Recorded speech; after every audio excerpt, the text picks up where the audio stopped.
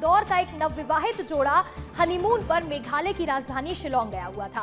पिछले 3 दिनों से लापता है ये कपल। परिजन परेशान हो रहे हैं। एक कॉल के बाद से सन्नाटा छाया हुआ है। फोन बंद है, लोकेशन ट्रेस नहीं हो रही है और हर तरफ बस अब एक ही सवाल है, कहां है राजा और सोनम रघुवंशी? हमारे संवाददाता की एक खास रिपोर्ट देखिए। इंदौर का कपल लापता। हनीमून मनाने गया था शिलांग। शादी 11 मई 2025। हनीमून 20 मई 2025। लापता 24 मई 2025।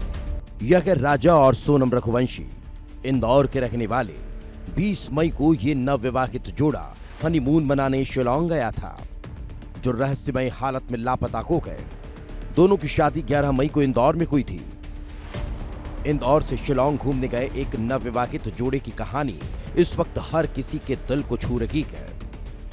राजा और सोनम रघुवंशी जो शादी के बाद अपने नए जीवन की शुरुआत करने निकले थे, आज उनकी अपनी ही बेसब्री से एक फोन कॉल, एक सुराग का इंतजार कर रहे हैं।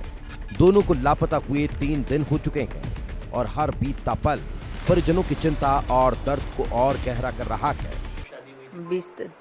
11 मई को शादी हुई थी उनकी। 9 मई से स्टार्ट हो गई थी शादी उनकी घर में। 11 मई को उनकी शादी हुई थी।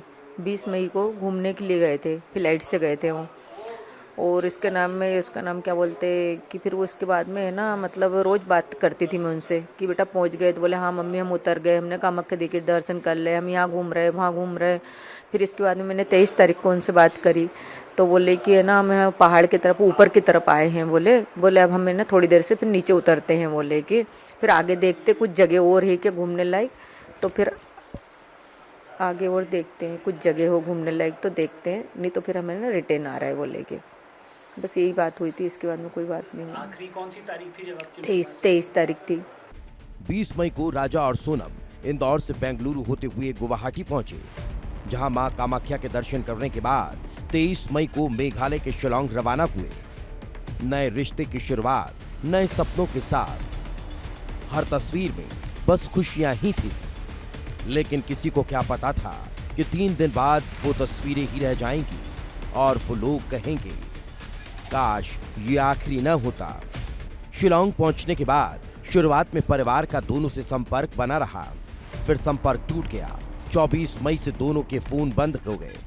कई प्रयासों के बाद जब कोई संपर्क नहीं हो सका तो राजा के भाई गोविंद ने गूगल मैप के जरिए लोकेशन ट्रेस की तो रेंट पर एक्टिवा देने वाले की जानकारी मिली। रेंटल एजेंसी से संपर्क किया तो एजेंसी ने उन्हें सारी जानकारी दी। परिवार परेशान है और उन दोनों का पता लगाने की जद्दोजहद कर रहा है, लेकिन ओसरा हिल्स का ये एरिया अपराधियों का अड्डा माना जाता है। यहाँ पहले भी कई लोग लापता हो चुके हैं, जिसके बाद पुलिस अब कई एंगल से इसकी जांच कर रही है। ब्यूरो रिपोर्ट, विस्तार न्यूज।